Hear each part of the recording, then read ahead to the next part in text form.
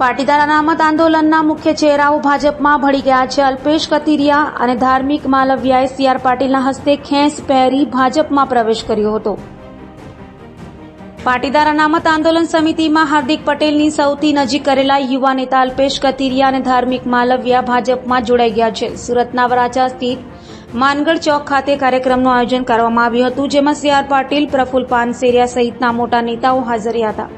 CR પાટીલે ભાજપનું ખેસ પહેરાવીને અલ્પેશ કથિરિયા અને ધાર્મિક માલવિયાનું ભાજપમાં સ્વાગત કર્યું હતું. તો 2020ની ચૂંટણીમાં પાટીદાર અનામત આંદોલન સમિતિ પાસે કોંગ્રેસને બદલે આપને સમર્થન કરતા સુરતમાં આપનો ઉદય થયો હતો.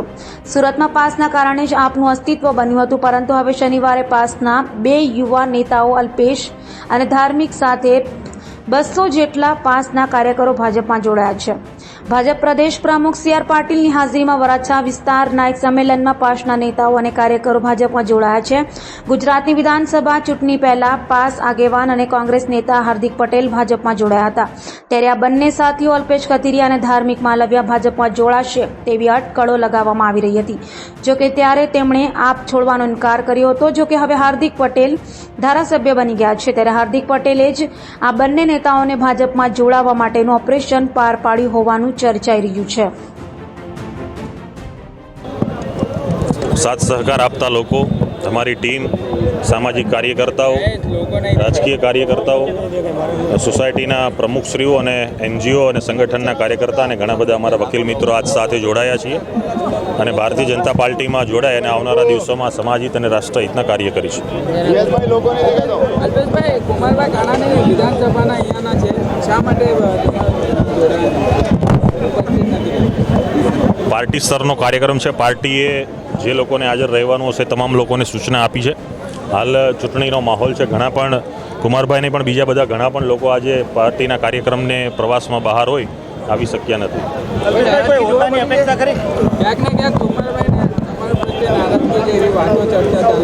પાર્ટીમાં કોઈ નારાજગીનો પ્રશ્ન નથી. પાર્ટીની જે બાબત છે પાર્ટીના સંકલનથી થતી હોય છે.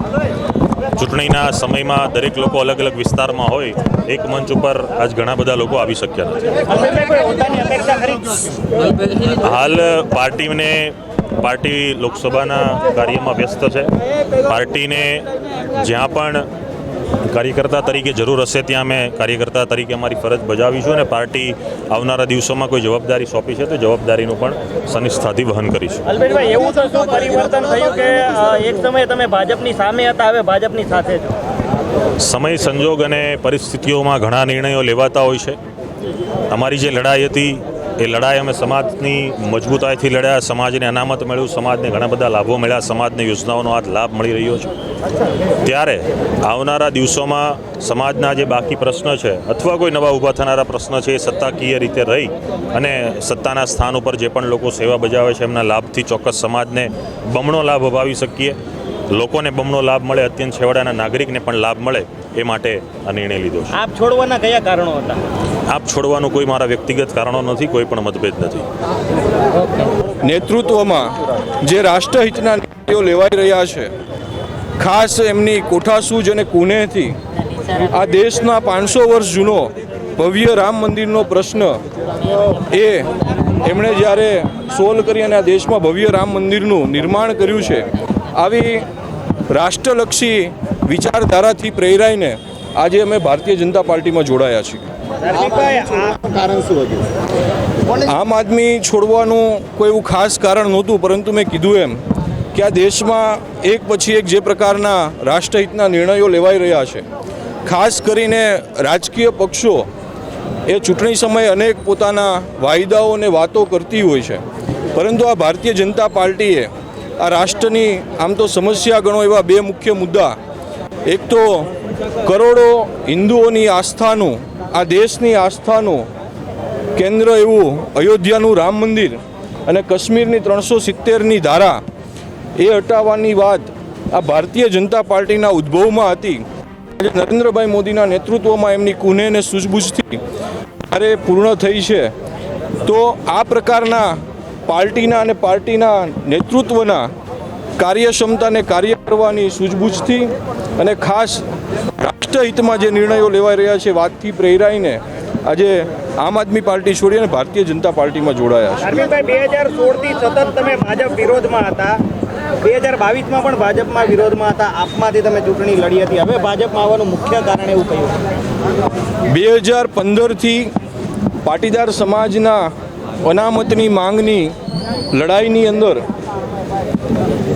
જે પણ ઘટનાઓ બની એને લઈ અને સરકાર સામે રાગદ્વેષની ઘટનાઓ ઉદ્ભવી હતી અને જેના કારણે ભારતીય જનતા પાર્ટીના અમે વિરોધીઓ હોઈએ એ પ્રકારની આખી એક માહોલ આંદોલન દરમિયાન ઊભો થયો હતો. ભૂતકાળની અંદર પણ અમે ભારતીય જનતા પાર્ટીના ગોરધનભાઈ ઝડફિયા હોય કેવા અનેક લોકોના નેતૃત્વમાં કામ કર્યું છે. સાથે સાથે ભારતીય જનતા પાર્ટીની વિચારધારા સાથે જોડાયેલ જે એબીવીપી સંગઠન છે એની અંદર પણ વિદ્યાર્થી કાળમાં અમે કામગીરી કરી છે.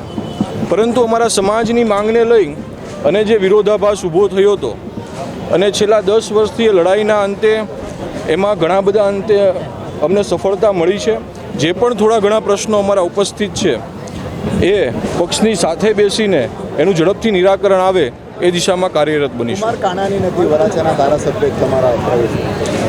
આજરોજ અમારો ભારતીય જનતા પાર્ટીમાં જોડાવાનો કાર્યક્રમ હતો.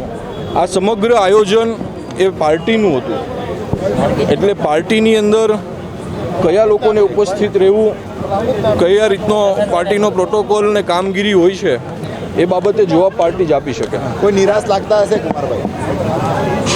અમારા ધ્યાનમાં છે નહીં, કારણ કે આંદોલનની શરૂઆતમાં આપણે બધાએ જોયું છે કે આંદોલનની રેલી દરમિયાન પણ કુમારભાઈને અમે આમંત્રિત કર્યા હતા. ચાલુ રેલીમાં એઓ આવી અને પોતાનો સમર્થન લેટર અમને જાહેર કર્યો હતો.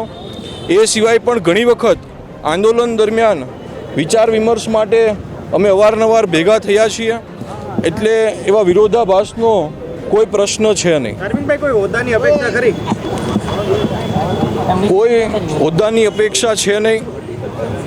ભારતીય જનતા પાર્ટી આ બધા જાણો છો કે ખૂબ મોટો એ વિશાળ વટવૃક્ષ છે અને રાષ્ટ્રહિતના એટલા જ વિશાળ પ્રશ્નો સાથે એ આગળ વધી રહી છે.